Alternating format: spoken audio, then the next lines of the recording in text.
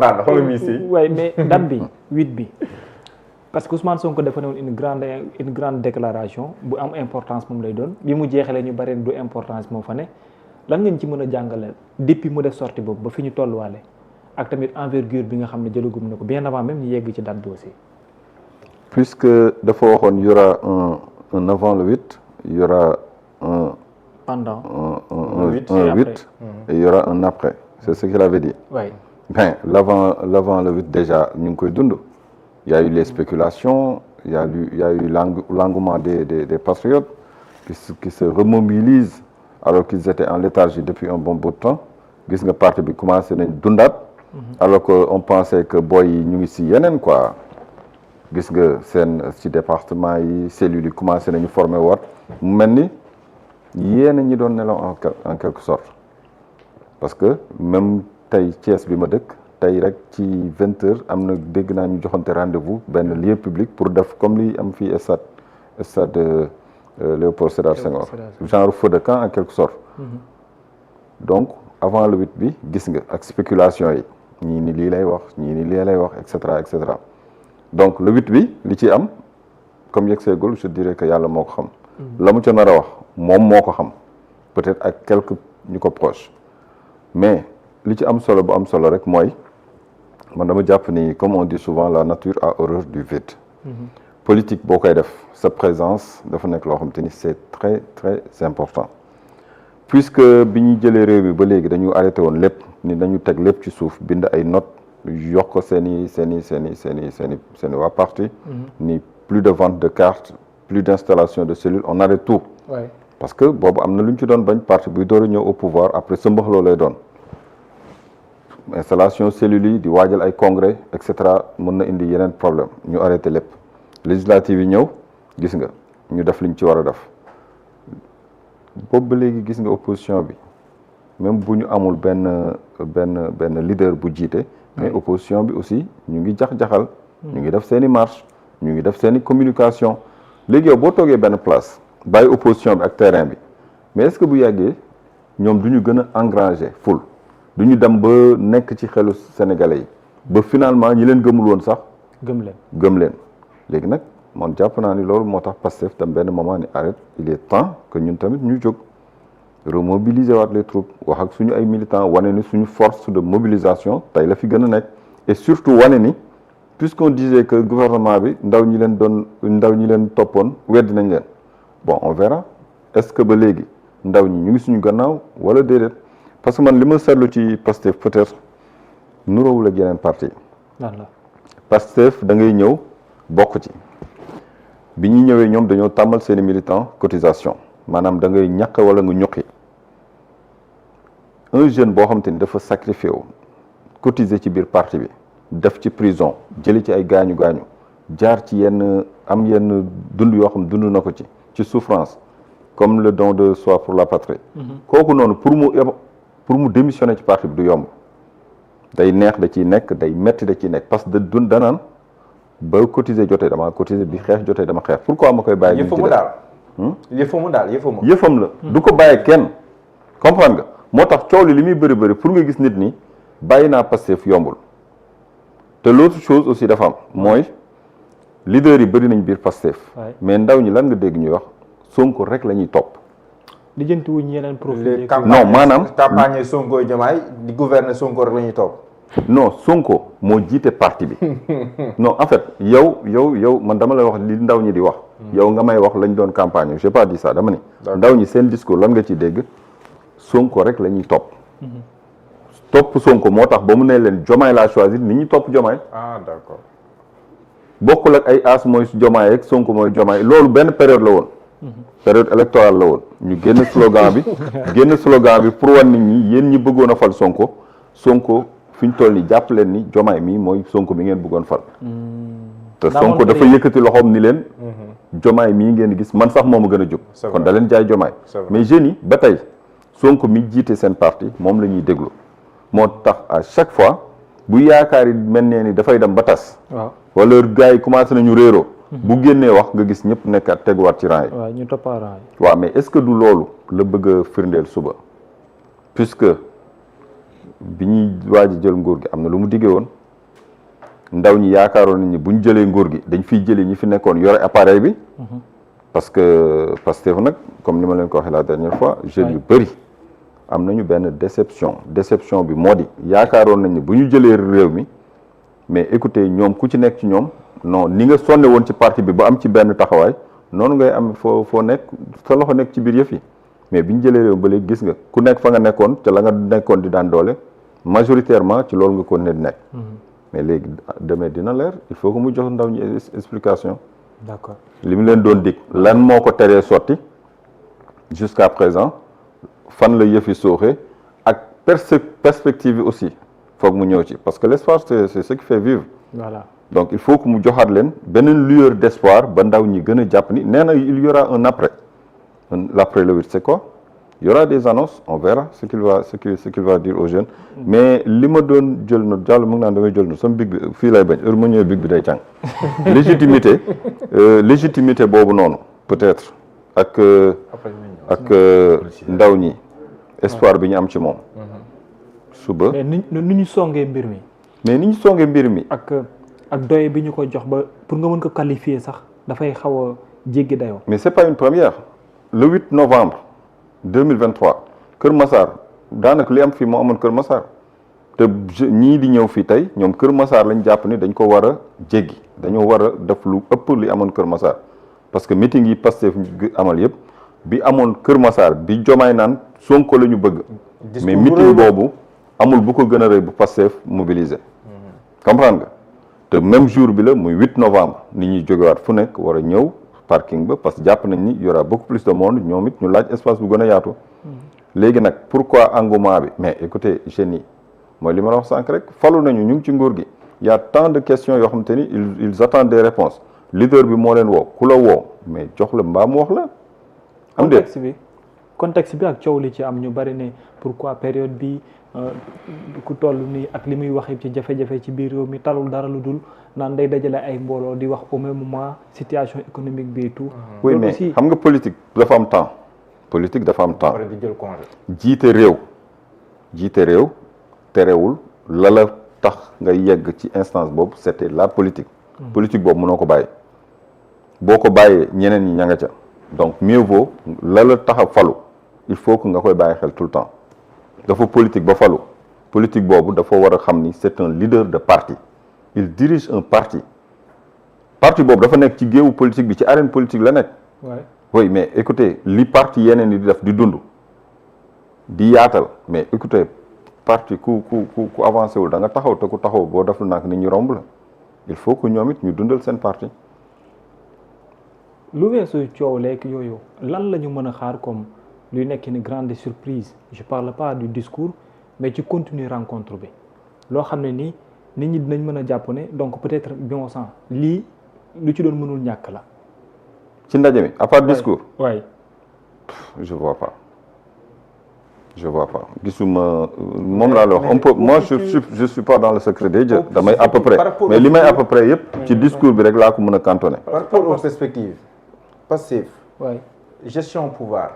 nan la si demee ndax daf si dem si format bi le flou xamuñu kan la si ànd ak comme su dul àndal xamuñ ndax leen mi ngi fi ba tey wala newutu fi nan nga jàpp ne su ma nee Diomaye président la coalition. oui mais Diomaye président Diallo man dama ci joxe woon sama position bu démb mooy sama position tey pour man Diomaye président amul raison d'être coalition boobu pour man dafa am ñu si jafandu yaakaar ni li amoon ci Macky 2012 war na mën a amaat ci Diomaye président Sonko dernier meeting bi ñu amal ci campagne électorale bi c'était à Mbour stade Caroline Faye li mu leen wax boo ko dégloo bokkul ak li Diomaye wax Sonko dañ leen woon amul luñ fiy paacoo le message était clair te boobu voté guñu dañ leen woon amul benn gâteau bu ñuy partagé ñi moom wax ji xam nañ seen bopp parce que ñoom dañu nekkoon benn moment en prison n'est-ce pas coalition Diomaye lan moo ko créé Lacoste moo ko créé les leaders alliés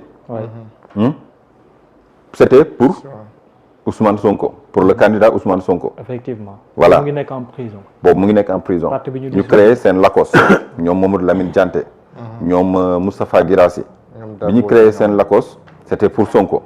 ñu dem ba benn instant xam ni Sonko mënatul dem mais après ci lañ ko yaatal mu nekk Lacoste boobu moo wëlbati ko ànd ak Diomaye mais moment boobu noonu ñoom ñu ngi nekk prison bi nit ñi demee ba xam ni candidature yu Diomaye validé nañ ko ñu bëri ci lañ commencé bàbbeeku dem siège ba di signer ku ñëw ñu jox la nga signer parce que Diomaye jàll na ñu bëri am nañ ci ñoom yaakaar bi Diomaye génnee prison ñeneen ñi gën a amati yaakaar dem di signer ay dafe moo fa nekkoon tey Mamadou Lamine Dianté suba nga fekk fa Balla Moussa Fofana mais ku ñëw ñu jox la nga signer woowuñu kenn yow yaa ñëw signer ay ñoom Léna Sène gis nañ leen bi ñuy signer ana Léna Sène non moom laa la expliqué ñi ñuy jëli ñëwuñu neewuñu leen kaay leen signer Bougane dafa am dañ ko dem seeti mu ni naa leen jox sama réponse El Malick moo doon dox tànk yooyu yor bateau pèlerin di dem di waxtaan ak ñenn ñi mu seeti Bougane mun leen dinaa leen jox sama réponse jox leen jouru samedi ñëw mu faussé leen ni leen damay xaar deuxième tour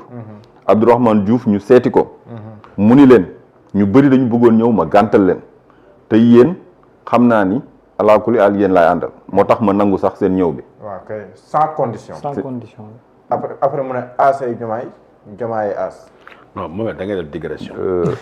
waaw yow dafa nekk ci logique bu sérieux. non fii as mënul nekk Diomaye as mënul nekk Diomaye. non parce que Diallo dafa nekk di ma divertir quoi moom parfois day chahuter comprendre nga. léegi bi ñu ko seetee boobu waxatu bu dajee gestu la woon. waxatu bu dajee gestu la woon. parce que yow sa candidature jàllul.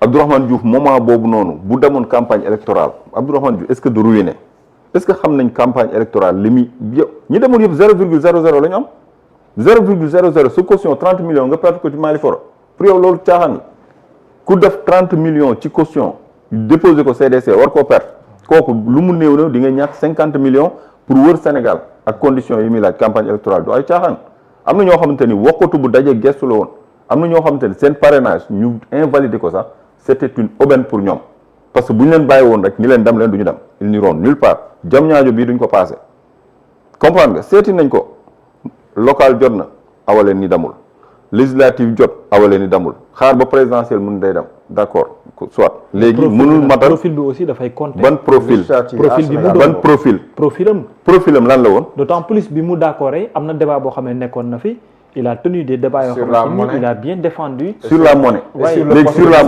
la monnaie quoi sur la monnaie Mohamed par exemple je te demande quoi sur la monnaie. en 2019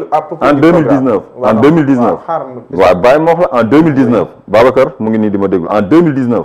programme Idrissa Seck Abdourahmane Diouf moo ko doon présenté mën naa la wax hôtel bi en ville j'étais là-bas. xaw ma 1 5 4 5 affaire yooyu. waaw kay waaw ba mu koy présenté j'étais là-bas. dama toog boobu fekk lire naa livre solution ba pare. Abdourahmane Diouf bi muy présenté programme Idriss Seck. jiite cadre yi. le programme c'était typiquement un plagiat du programme de Ousmane Sonko. ah bon déglu ma xam lan moo koy waral.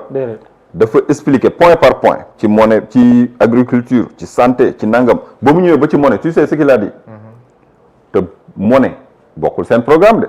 bokkul ci programme bi mais dafa expliquer ba ni am na sax ñuy wax wàllu monnaie dañuy créer seen monnaie bopp mais loolu je vous dis que c'est pas c'est irréaliste en fait c'est ce qu'il a dit léegi yow nan ngay présenter sa programme amoo ci benn xalaat ci wàllu monnaie fas yéene woo créer monnaie yow nga dem ba ni am na ñuy wax ci wàllu monnaie mais ñooñu li ñuy wax mënta ne mais kon ça veut dire que yow programme jàmbur nga doon méngaleeg sa programme ba yegg ci monnaie est-ce que nga comprendre li ma la ce programme amul wàllu monnaie amu ci monnaie propre monnaie CEDEAO monnaie amu ci yaa ngi wax santé wax ba yegg ci benn étape rek nga ni am na sax ñu ma dégg ñuy wax wàllu monnaie mais loolu c'est irréaliste ça veut dire quoi ça veut dire que yow da ngay copier sa programme ak programme keneen loolu rek lay tekki j'étais là-bas bu doon copier kay te léegi non dafa yegg ba ci monnaie te yow sa programme amul monnaie nga ni monnaie ñiy wax ni dañuy wut seen monnaie propre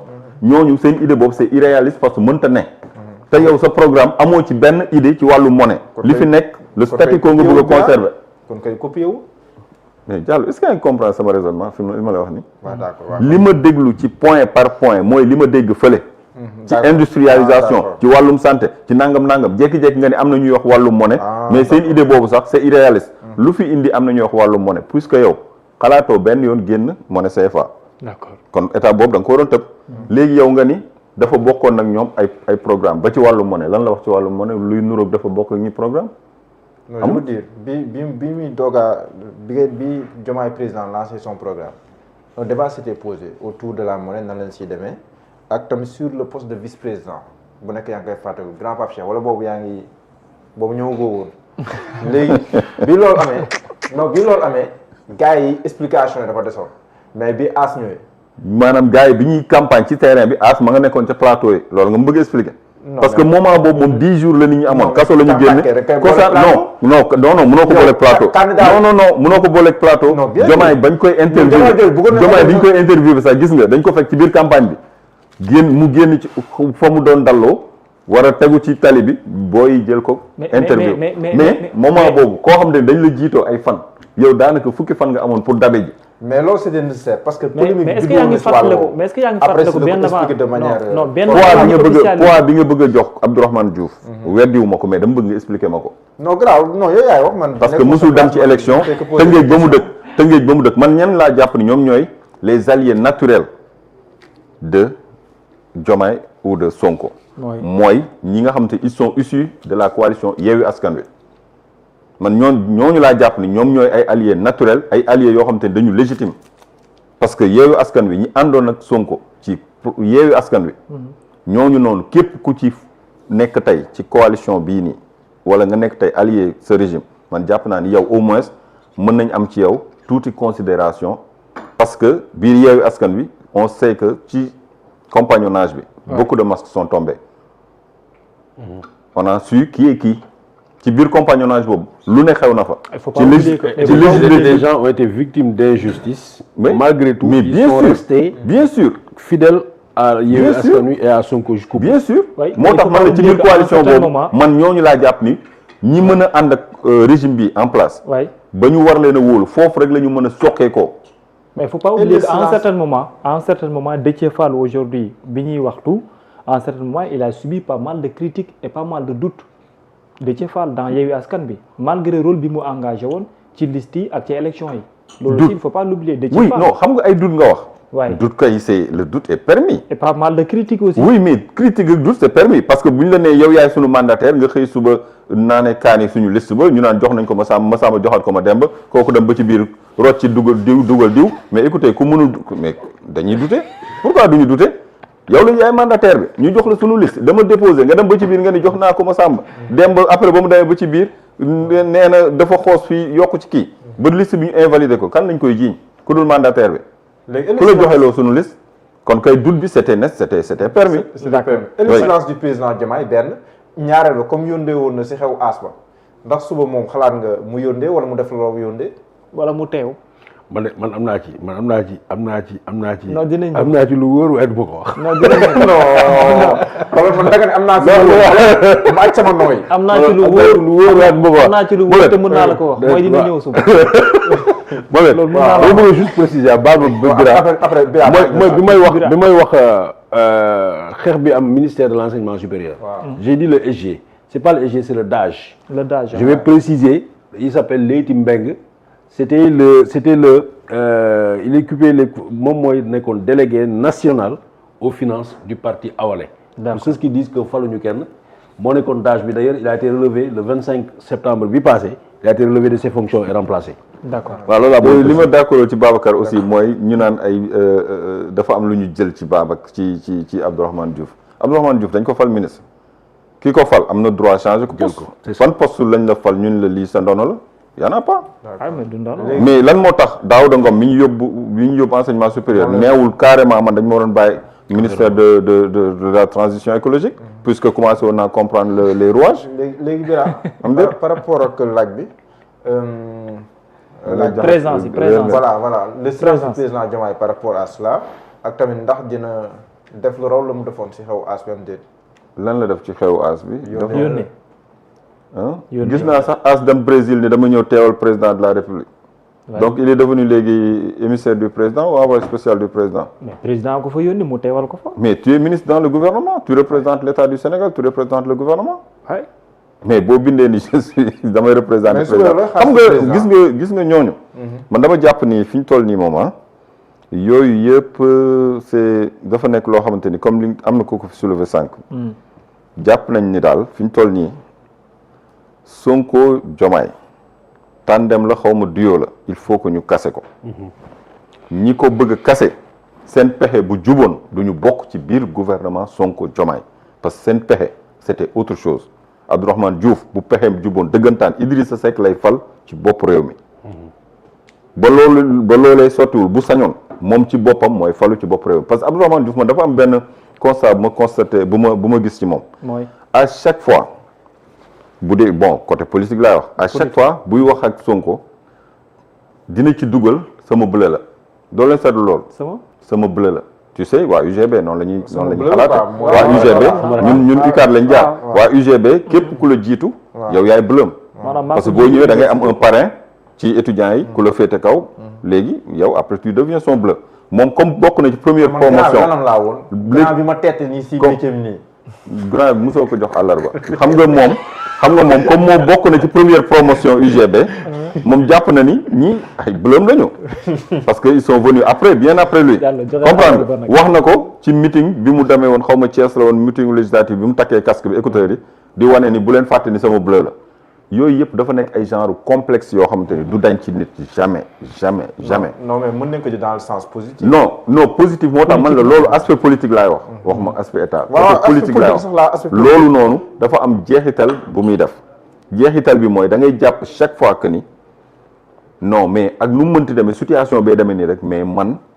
non mënoon na demee neneen ma toogoon place bi mooy que ne malgré tout aussi ndaanaan la moo ko indi ci niveau ni malgré ndaanaan la maa ko jiitu mais ndaanaan la moo tax ma yegg si fi mu yegg si ndax kan yegg si fi mu yegg si Ousmane Sonko oui mais Sonko fi mu yegg si da ko liggéey ci li ma jàpp ci li ma liir da ko liggéey pourquoi mu liggéey ko mooy xëyu rek taxaw nit ñi topp ko ni 2014 lorsqu'il prêchait dans le désert en 2014 il prêchait dans le désert. Babacar man ay nit dañ doon toog may def ak émission Ousmane Sonko en 2014. nit woo ma téléphone ni ma ton gars là c'est qui. en 2014 kenn mun la génneel image archive Ousmane Sonko à part man te je l'ai toujours. Mohamed Diallo est témoin. voilà c'est vrai. ma koy invité ay nit di ma woo téléphone ay journaliste naan ma ton gars là c'est qui bañ na ko ba numéro Sonko lu ma ci bindoon sama waa ji parce que puisque sama waa ji lañ ko doon sa waa ji mooy kan. donc 2014 ba 2016 il prêchait pratiquement dans le vide dans le désert.